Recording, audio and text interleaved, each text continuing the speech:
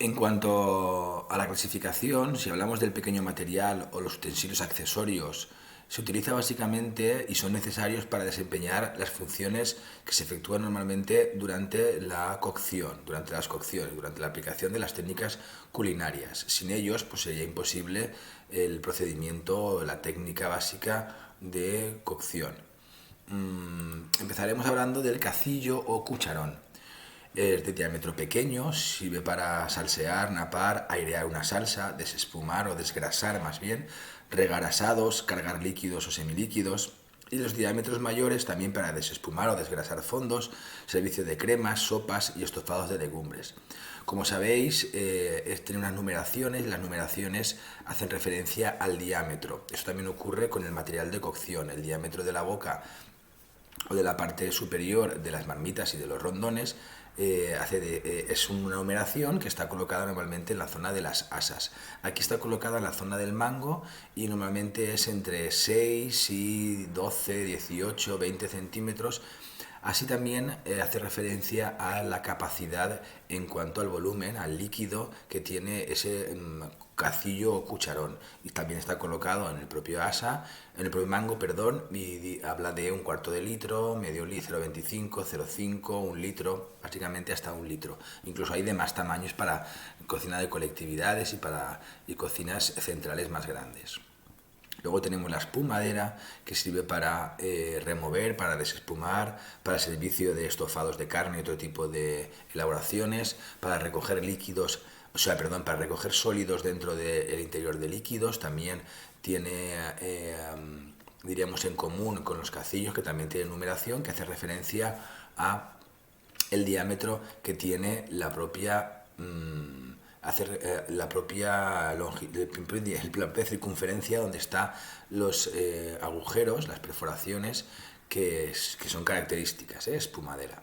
Luego tenemos la espumadera araña, que es como una pura madera, pero de metal, de hilos metálicos, que vale básicamente para extraer de las frituras o de otro tipo de elaboraciones los sólidos.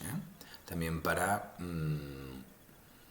trabajar durante las frituras, etcétera, remover, etcétera. Espumadera araña. Luego coladores, que hay de muchos tamaños y de muchos tipos. Escurrir alimentos o calentarlos por inmersión en un líquido caliente, por ejemplo para cocer pasta o para cocer huevos. También vale pues básicamente para colar con mayor o menor precisión y grosor dependiendo del tamaño de esos agujeros. Se le llama malla a este efecto, diríamos, de tela metálica de mayor o menor grosor, de mayor o menor distancia que tienen los coladores, como el que tenemos aquí debajo de estos tres. El tamaño de los orificios está en función de la aplicación posterior y el resultado que queramos tener, ¿vale? Para escurrir alimentos o calentarlos, como hemos dicho, en inmersión de un líquido caliente. Luego colador chino, que es un colador ni más ni menos, pero con forma cónica, que tiene un asa en un lado y un enganche en otro lado, como la mayoría de coladores, así es. ¿Vale? Para colar o para pasar, que es el término, preparaciones líquidas o semilíquidas como salsas, cremas, fondos. Se le llama chino por la similitud que tiene con la forma de los sombreros de la cultura china o de la cultura oriental, esa forma cónica que tiene. Luego tenemos un colador chino o colador chino de estameña, que es igual que el anterior. La diferencia es que es una tela o una malla metálica la que hace que se pase o se cuele por ahí los elementos, con un colado con mayor precisión. Reúne las mismas aplicaciones que el chino, pero se obtienen resultados con textura más fina debido a la tela metálica que posee. También se puede tamizar desde el propio de la propia estameña. Luego tenemos espátulas de distintos tamaños que valen para dar la vuelta a elaboraciones emparrilladas, para disponer y para servir en un plato de presentación, sobre todo la de aquí abajo, que es más de servicio de sala. El mango este es de madera, pero estará tratada, o si no ves bien, más bien es de mango de plástico baquelita. El pasapuré, que es un elemento manual, mecánico pero no eléctrico, que os sirve para obtener purés de hortalizas, principalmente de patata. También valdría para la zanahoria, para el boniato, para la yuca, para otras hortalizas. Es mejor sacar el puré de patatas con el pasapuré, dado que si lo hacemos con un rebot mecánico, el almidón toma ligazón y genera una textura elástica. El tamiz o cedazo, colador, tamiz o cedazo, cualquiera de los tres nombres es adecuado, ¿vale? Para tamizar productos secos como la harina, el azúcar lustre o azúcar glass, el cacao en polvo, polvos o harinas de frutos secos, ¿vale? Para separar partes finas de partes más gruesas de algunas preparaciones y también para tamizar, es decir, para pasar y que quede todas aquellos pequeñas partes de carnes trituradas, de pescados triturados, que quede en la parte superior y que pase aquello más fino.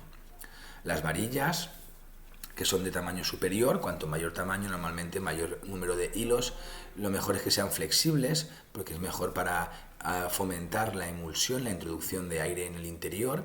Aquellas de tamaño inferior tienen menor cantidad de hilos y suelen ser más rígidas, valen para mezclar y homogenizar diversas preparaciones, como por ejemplo salsas poco ligadas o cosas así.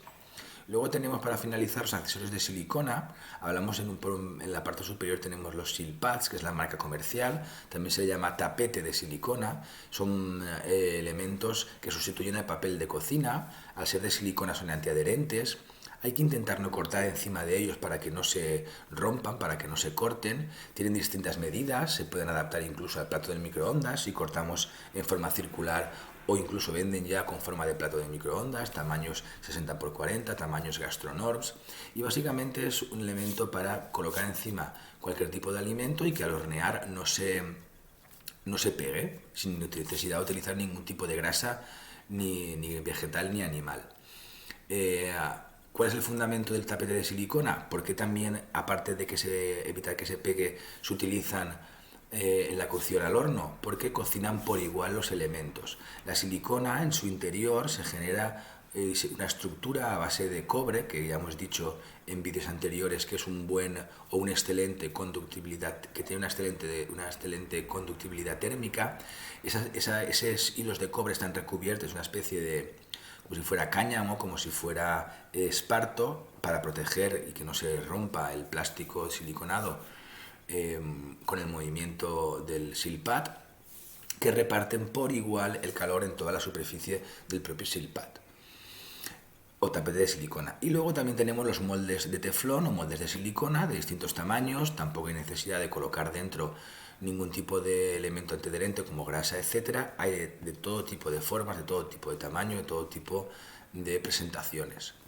En general, la definición nos habla de moldes polivalentes que se pueden utilizar tanto para congelar, porque resisten temperaturas de -50, -25, dependiendo de la calidad, como para cocciones en horno, ya que resisten hasta unos 500 grados en algunas calidades, de forma homogénea, sin necesidad de engrasarlos, y presentan cierta estabilidad y cierta flexibilidad. Lo importante es, una vez utilizados, lavarlos bien sin presionar mucho con estropajo y con jabones tampoco que sean muy abrasivos, enjuagarlos bien, secarlos bien con papel, y en el caso del silpad lo mejor es conservarlo o recto o enrollado, nunca doblado como si fuera en cuartos o por la mitad, porque por esos lados donde se dobla se pueden romper, y el resto de moldes colocados en lugares que no se pueda romper o que no se puedan golpear.